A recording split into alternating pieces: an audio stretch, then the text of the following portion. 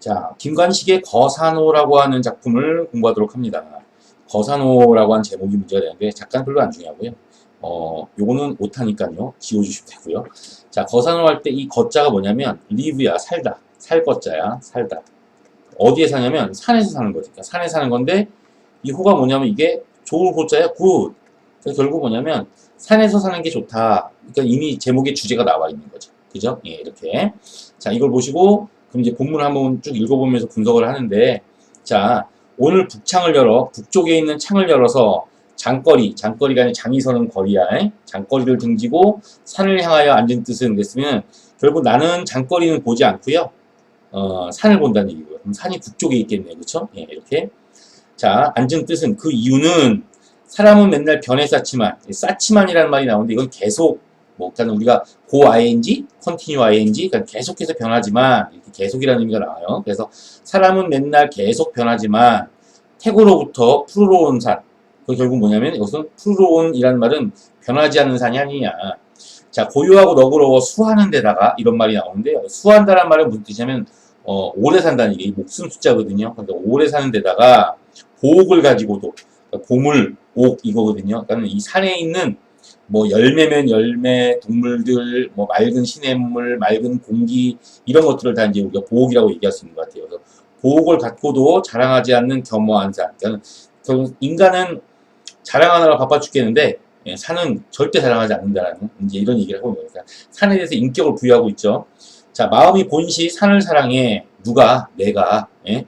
평생 산을 보고 산을 배우고 있어요. 그러니까 산한테 모든 내 인성을 배우고 있다는 얘기고 그 품 안에서 자라나 거기에 또가 묻히리니 결국은 죽어서도 난 산에가 묻히겠다. 내 이승의 낮과 저승의 밤에 아하라이 이 아자가 높을 아자예요. 그래서 이 높고 험하다 이런 의미가 되어서 아하라이란 말은 아주 높고 높게 뻗쳐 있어 다리 놓는 산이에요. 그러니까 이 산이 결국 뭐냐면 이승과 저승을 연결하는 기능을 하고 있습니다. 이렇게 우리가 판단하시면 되거든요. 그래서 다리 놓는 산이 보이고요.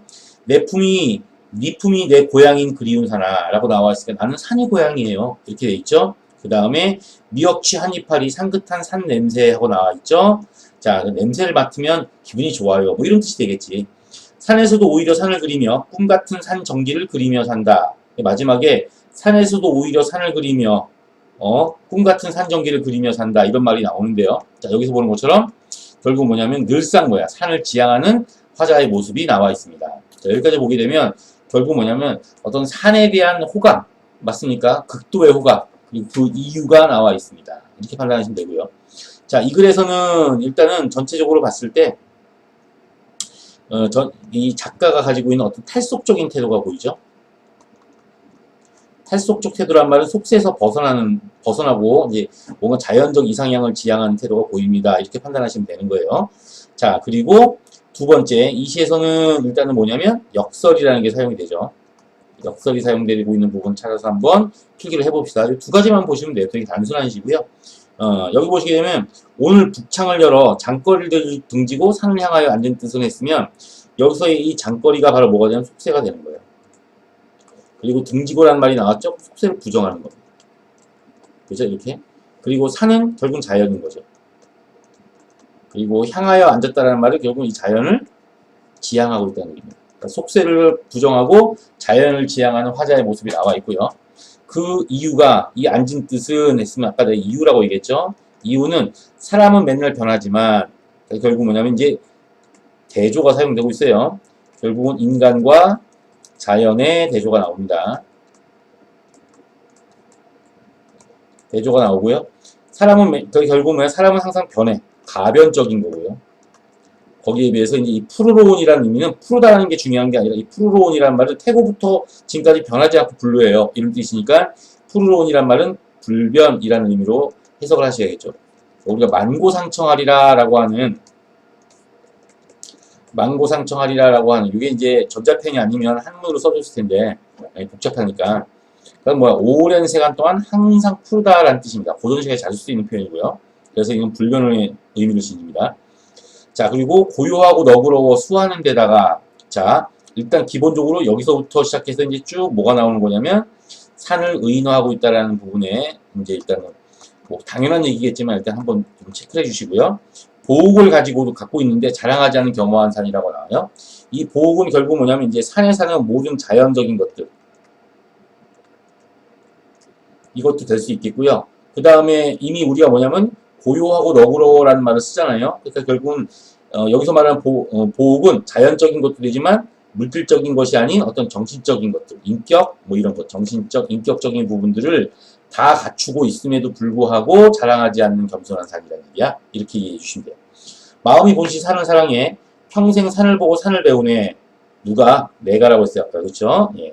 그 품 안에 자라나 거기가 또 묻히리니 내 이승과 저승을 다리는다고 했어. 그러니까 다리는다는 말은 내 이승과 저승을 연결한다는 얘기예요. 그렇죠? 연결한다는 얘기인데 결론은 뭐냐? 이승과 저승이라고 했죠. 그러니까 내 삶도 결국은 산에 의해서 이루어지고 내 죽음도 산에 의해서 이루어진다는 얘기예요. 그러니까 결국은 이 형태가 뭐가 되는 거냐면 그 품 안에서 내가 자라나는 게 결국 뭐냐면 이승이 되는 것이고 또 묻히는 게 결국 뭐야? 거기에가 또 묻히는 게 나오죠. 요게 바로 또 뭐야? 저승이 되는 거죠. 결국은 내가 살아있어도 산에서 살고 죽어서도 산에 묻히게 되니까 결국 이 산이야말로 내 삶과 죽음을 연결하는 공간입니다. 이런 얘기를 하고 있는 겁니다. 자, 그리고 이제 여기 보시면 미역치 한 이파리 향긋한 산 냄새가 나요. 후각적 이미지가 사용되거든요. 후각적. 갑자기 뜬금없이 왜 이 얘기가 나왔을까요? 그냥 시를 쓰다 보니까 미역치의 그 향긋한 봄 냄새가 풍겨서 그런가? 시인은 아무렇지도 않게 썼는지 모르겠지만 이 후각이라는 부분이 나오면 요거는 우리가 이제 뭐랑 관련시켜서 생각을 해야 되냐면 감각과 거리요. 감각과 그 다음에 거리. 심리적 거리겠죠, 당연히. 이 거리의 문제를 한번 건드려 볼 필요가 있어요. 그러니까 우리가 보통 거리라는 게 따지면 이게 뭐냐면 청각, 여기다 쓸게요. 청각이 가장 멀고요. 그 다음에 시각이 있고요. 그 다음에 이제 후각이 있죠. 후각이 있고, 미안합니다. 그 다음에 이제 미각과 촉각이 있습니다.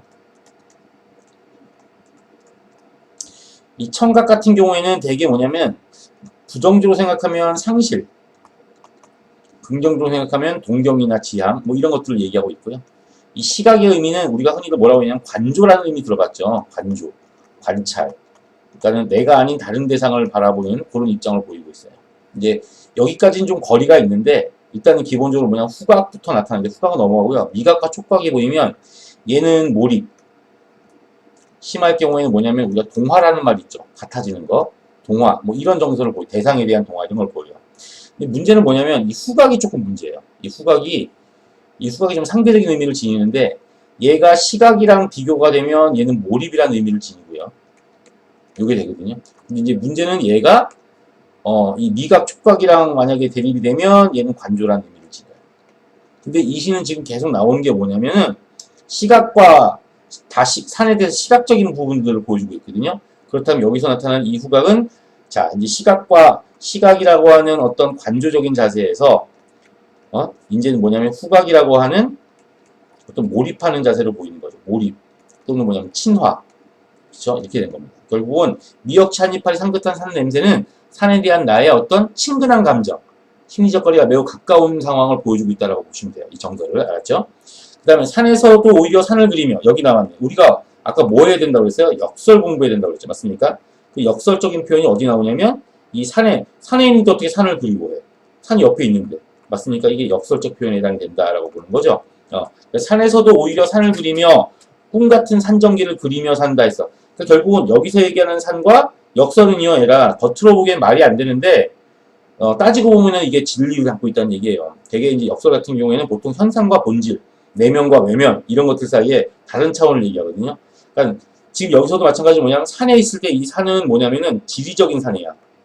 지리적인 산에 해당이 되는데 내가 그리는 산은 뭐냐면 이 어떤 정신적인 산이에요. 예, 이렇게 밑에 보면 나와요. 꿈 같은 산전기죠. 그러니까 여기서 말하는 이 산전기라고 불리우는 거는 얘가 그리워하는 거죠. 왜냐면 얘가 그리며 여기도 그리며가 나오죠. 그러니까 결국은 지리적으로는 산에 있어. 산이란 지리에 있으면서도 아직도 산의 전기를 다 못 받아가지고 좀 더 산의 전기를 받기 위해서 내가 이 산을 그리워하고 있다. 이런 얘기가 되는 겁니다. 그러면 되겠죠. 그러니까 결국 이러한 역설적인 표현을 통해서 얘가 하고자 하는 바는 결국은 산전기. 그렇죠? 그러니까 결국은 산전기란 말은 어떤 산의 정신을 본받기 위해 노력하면서 살고 있다는 것을 의미하는 겁니다. 알죠? 그래서 이 사람은 결국은 이게 어떤 속세가 가지고 있는 저는 도덕적으로 좀 떨어져 있는 부분들, 비인격적이거나 물질적인 부분들을 거부하고 산이 가지고 있는 정신적이고 인격적인 부분에 대해서 배우는 자세로 임하고 있는 거예요. 그와 함께 산에 대한 어떤 가까운 심리적 거리, 거의 심리적 거리가 존재하지 않죠? 가까운 심리적 거리를 얘기하면서 역설법을 통해서 죽을 때까지 산을 배우고자 하는 의지를 다시 한번 강조하면서 시를 끝맺고 있습니다.